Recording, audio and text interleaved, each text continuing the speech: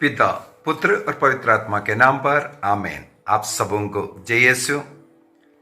हम लोग इस इतवार को खजूर इतवार के रूप में मनाया और उसके अंदर विशेष रूप से खजूर की डालियां हाथ में लेते हुए प्रभु का जय जयकार किया, होसन्ना गाए और उन आशीष किया हुआ डालियों को हम अपने घर लेकर के गए, वेदी पर रखें। एक आशीष का चिन्ह के रूप में हमारे घर में आज वो खजूर की डालियां हैं।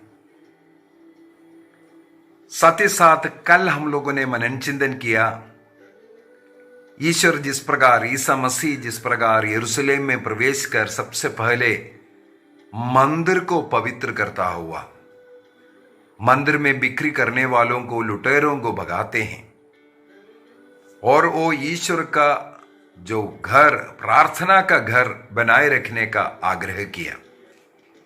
उसके अंदर हम लोगों ने मनन चिंतन किया, हमारा शरीर ईश्वर का मंदिर है। हमारे जीवन प्रभु का स्तुति आराधना करने का एक अवसर होना चाहिए। जीवन में हर समय प्रभु का मनन ध्यान करना, प्रभु को धन्यवाद करना, उनकी स्तुति करना, आराधना करना, प्रार्थना भक्ति का जीवन जीना और नशा, व्यभिचार आदि के द्वारा ईश्वर के इस मंदिर, पवित्र मंदिर, अपने शरीर को जहां अपवित्र करते हैं, प्रभु उसको एक अच्छा पाप स्वीकार के द्वारा पवित्र करना चाहते हैं। इसलिए इस चालीसा काल में विशेषकर हम लोग पुण्य सप्ताह में प्रवेश किया है। एक अच्छा पाप स्वीकार के द्वारा हम लोग प्रभु के पास लौटना है, अपने को पवित्र करना है। प्रभु का मंदिर हमारा शरीर है। इस प्रकार हम प्रभु को अपने हृदय में राजाधिराज के रूप में स्वागत कर सकते हैं। एक और बात हम लोगों ने इन 2 क्लास में मनन चिंतन किया,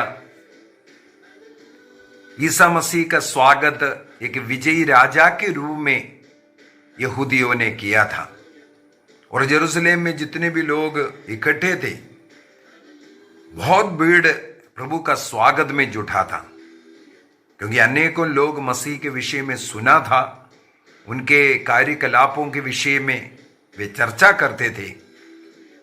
अनेकों लोग कभी देखा ही नहीं था, इसलिए वे सब इकट्ठे हुए, होसन्ना गीतों के द्वारा, नारा के द्वारा उनका स्वागत किया। होसन्ना शब्द इब्रानी शब्द होशियाना शब्द से लिया है। होसन्ना शब्द एक हिब्रू शब्द, इब्रानी शब्द होशियाना, जिसका अर्थ है हमारी रक्षा करो। अर्थात जो खजूर की डालियां लिए हुए प्रभु की ओर हाथ उठाते हुए, हाथ बढ़ाते हुए यही अनुरोध कर रहे थे, तू मसीह है, हमारी रक्षा कर। यहूदी लोग उस समय पर रोमन साम्राज्य के अधीन रह रहा था। उन सम्राटों के द्वारा यहूदियों के ऊपर जो अत्याचार चल रहा था, पीड़ाएं सहन कर रहे थे, इस कारण वे लोग चाहते थे ये मसीह आकर के हमारी रक्षा करेगा।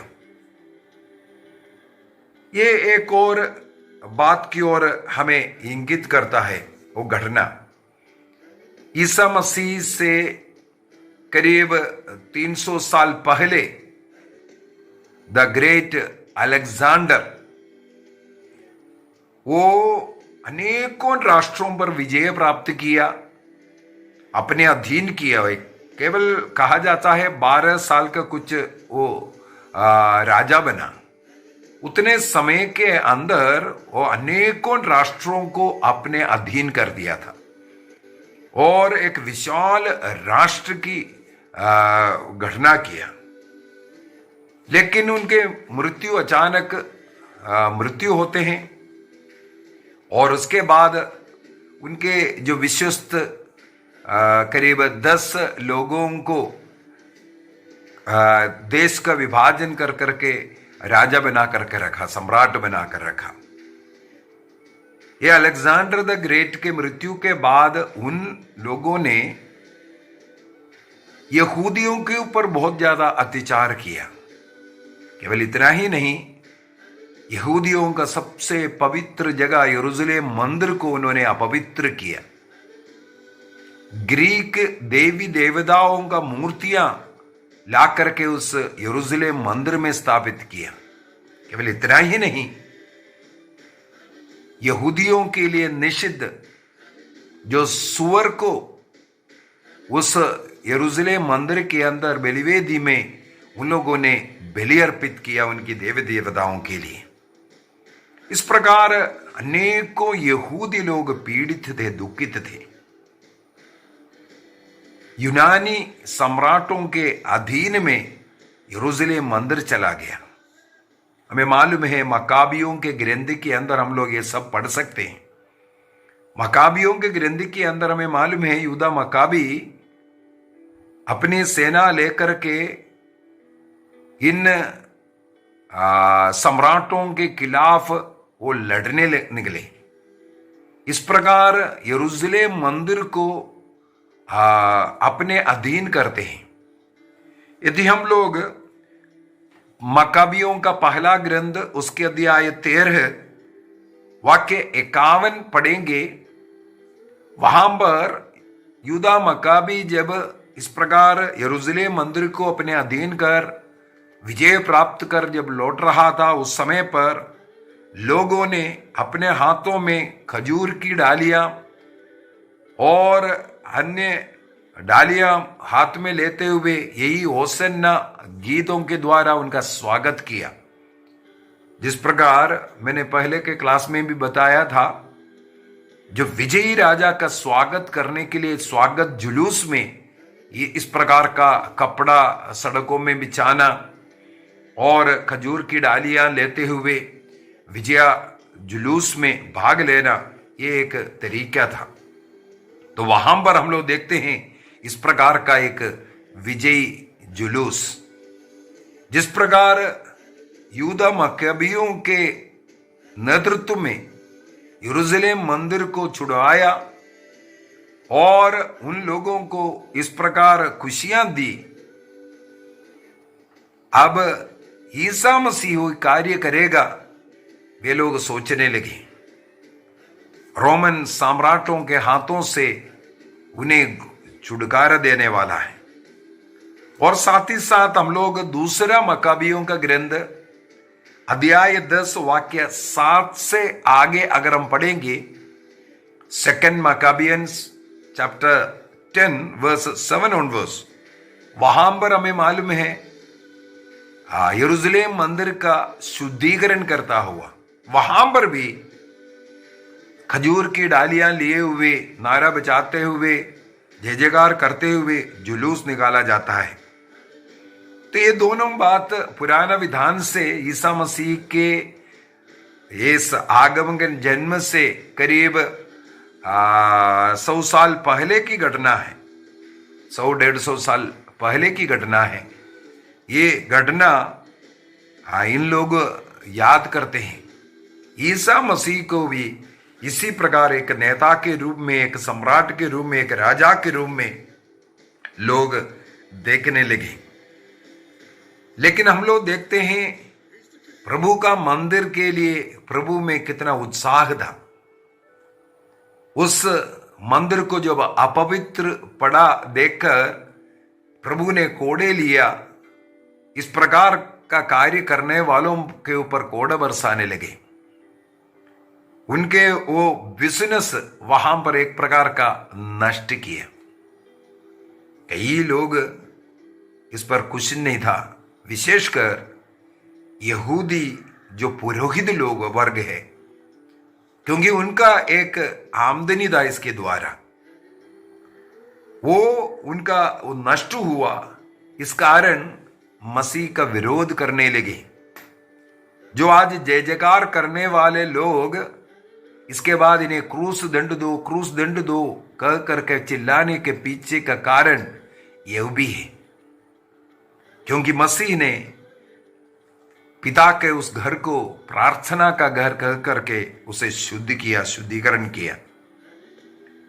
अनेकों लोग इस प्रकार अपने को शुद्ध करना नहीं चाहते, पाप के जिंदगी को छोड़ना नहीं चाहते। यदि हम लोग नबी इसहा का ग्रंथ उसके अध्याय 5 को पढ़ेंगे, वहां पर एक दाकबारी का गीत है। वहां पर लिखा हुआ है, मैं अपने मित्र की दाकबारी के विषय में अपने मित्र को एक गीत सुनाऊंगा बोल करके। वहां पर लिखा हुआ है वाक्य 2 में, उसने उसकी जमीन खुदवाई, इसमें से पत्थर निकाल दिए और इसमें बढ़िया दाखिलता लगवाया। उसने उसके बीच में एक मीनार बनवाई और इसमें एक कोहलू भी खुदवाया। उसे अच्छी फसल की आशा थी। आखिरी में वचन में लिखा हुआ है, किंतु उसे कट्टे अंगूर ही मिले। ईश्वर हमसे अच्छे फसल, अच्छे मीठे अंगूर चाहते हैं। इसके लिए बढ़िया दाखलता ला करके, जमीन को तैयार करके, पत्थर को निकाल करके, खाद डाल करके, पानी डाल करके सिंचाया। इसके बाद उस जमीन में दाकबारी लगाई। और आगे अगर हम पढ़ेंगे, उस दाकबारी में कोई पशु ना प्रवेश करे, इसलिए चारों तरफ उन लोगों ने बाड़ा बांधा था ताकि वो सुरक्षित रहे। ये सब करने के बाद इंतजार किया, लेकिन जब फसल आए वो अंगूर खट्टे निकले। तब वो प्रभु क्या कहते हैं, अब मैं तुम्हें बताऊंगा, वाक्य 5 आइज़ाया चैप्टर 5 वर्स 5 ऑनवर्स, अब मैं तुम्हें बताऊंगा कि अपनी दाखबारी का मैं क्या करूंगा। मैं उसका बाड़ा हटाऊंगा। सबसे पहला काम यही किया। जो प्रभु की आशा थी कि वहां मीठे अच्छे अंगूर आएगा। यदि वाक्य 7 में लिखा है, विश्वमंडल के प्रभु की यह दाकबारी इस्राएल का घराना है। जो चुने हुए लोग, वे ईश्वर का वो दाकबारी है। और इसके प्रिय पौधे यूदा के प्रजा है। हम लोग बपतिस्मा लेकर प्रभु यीशु मसीह के कलीसिया का भाग लिया। प्रभु हमसे कुछ आग्रह करते हैं, आशा रखते हैं। प्रभु को न्याय की आशा थी और भ्रष्टाचार दिखाई दिया। धार्मिकता की आशा थी, अधर्म के कारण हाहाकार सुनाई पड़ा।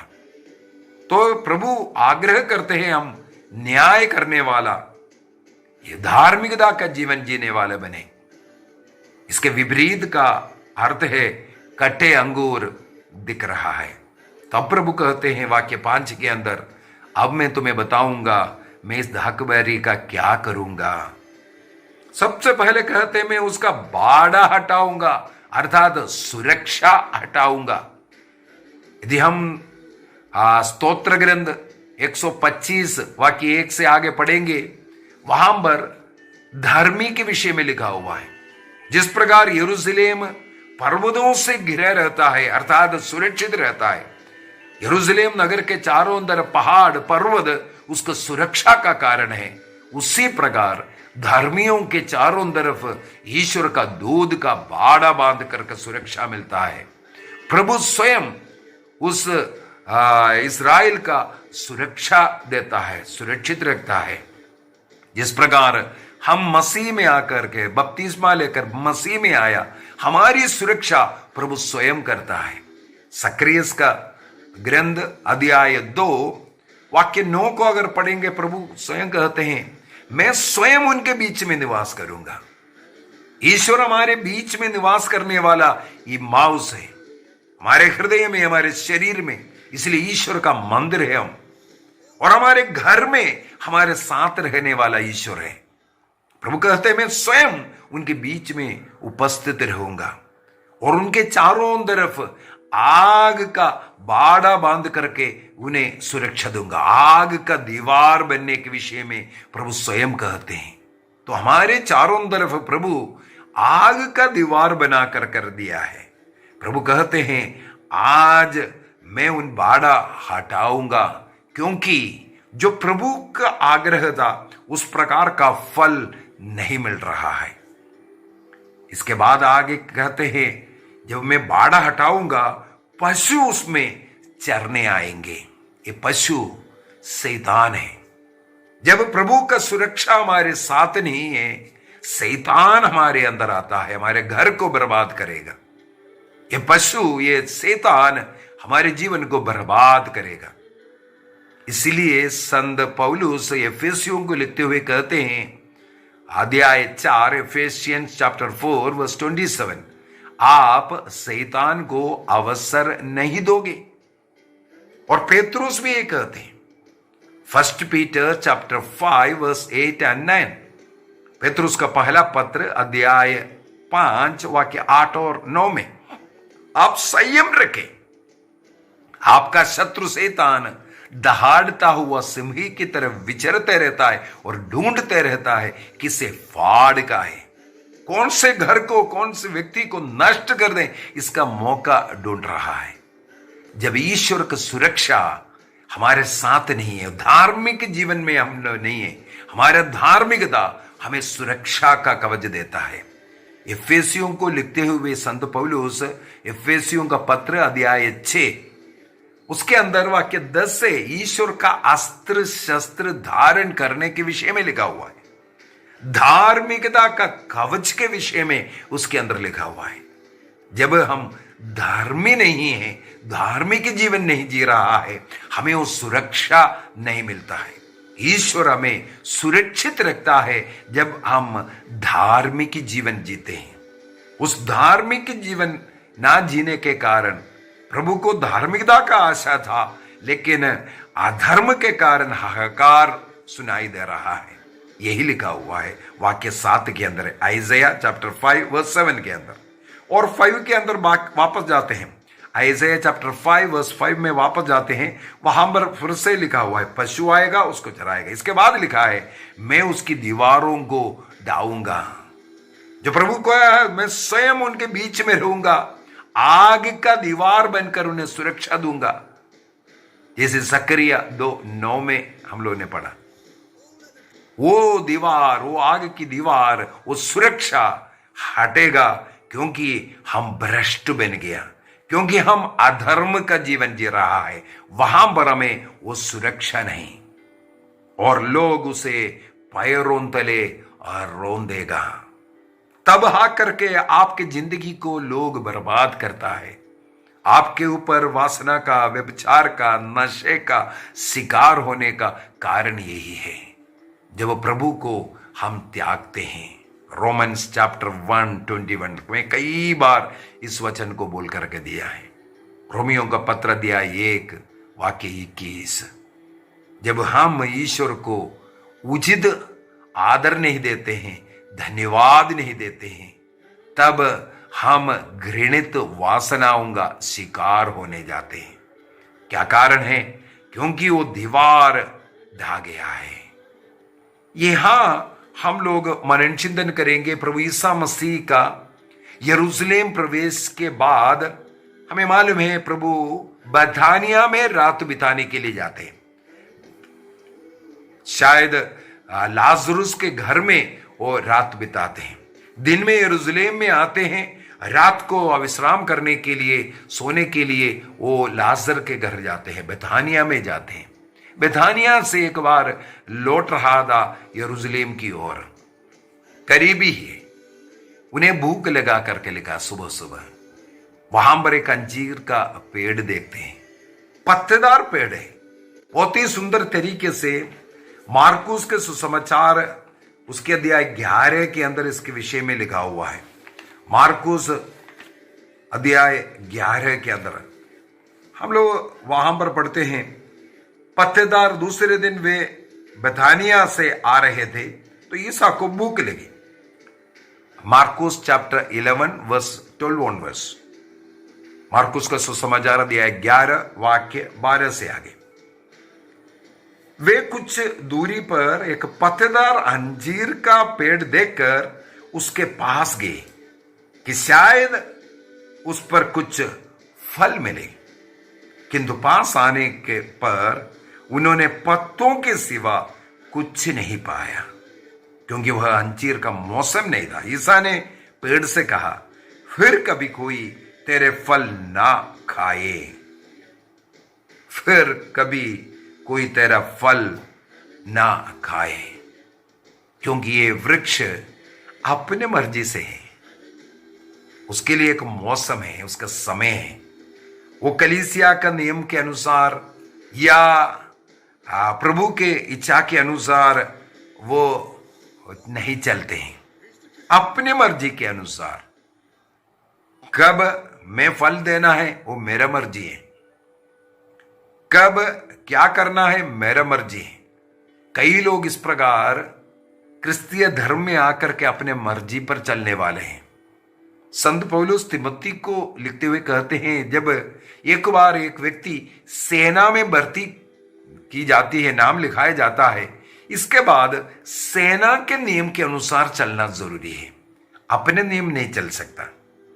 कई लोग बपतिस्मा के द्वारा प्रभु यीशु मसीह के शरीर का अंग बन गया, कलीसिया का सदस्य बन गया, इसके बाद अपनी मर्जी पर चलने वाला है, कलीसिया के नियम का पालन नहीं, कलीसिया जो आग्रह करते उसके अनुसार नहीं, अपनी इच्छा पर चलने वाला। कई लोग बाइबल को, प्रभु के कार्यों को धन कमाने का एक साधन बना दिया है, पेट पूजा के लिए, पैसा कमाने के लिए। इसका दुरुपयोग करते हुए घर घर जाते हैं, लोगों को भटकाते हैं और कैथोलिक कलीसिया से अपने जुट में जुड़वाते हैं। आकर्षण के लिए कई तंत्र है उनके पास। इस प्रकार अन्य कई लोगों को इस प्रकार प्रभु से और प्रभु के कलीसिया से, प्रभु के शरीर से दूर करते हैं। अपने मनमर्जी में चलने वाला ये कट्टे फल देने वाले जो वृक्ष के समान होगा।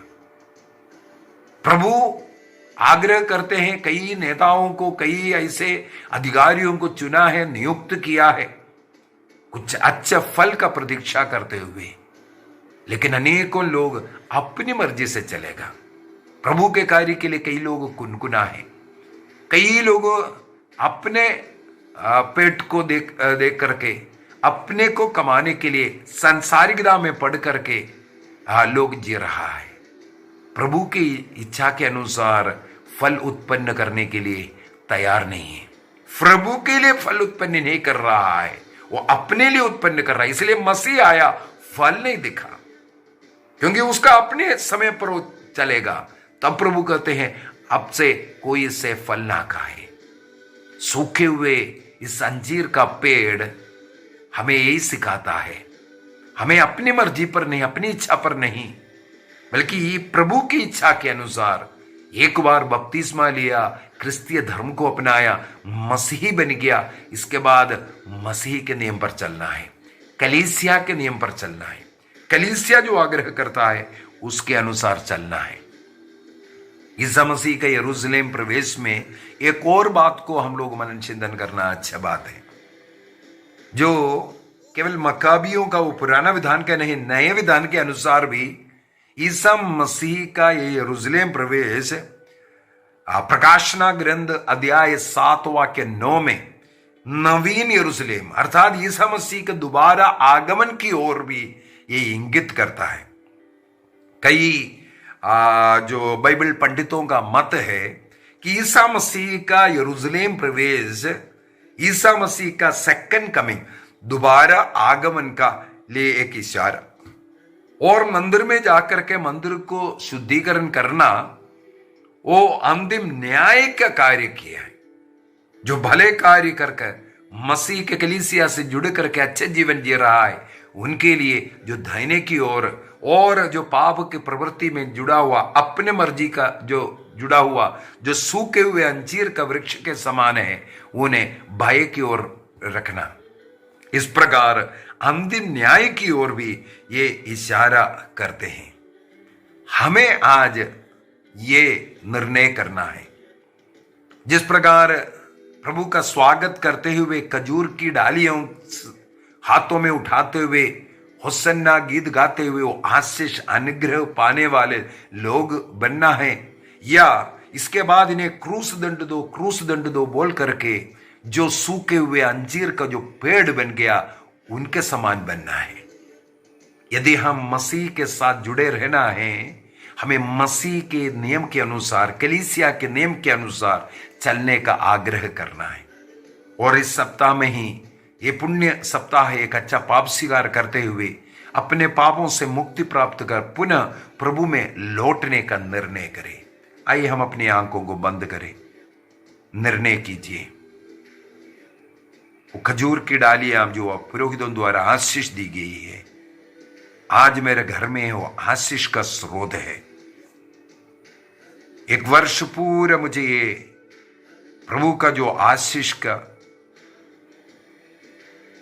याद दिलाते रहेगा।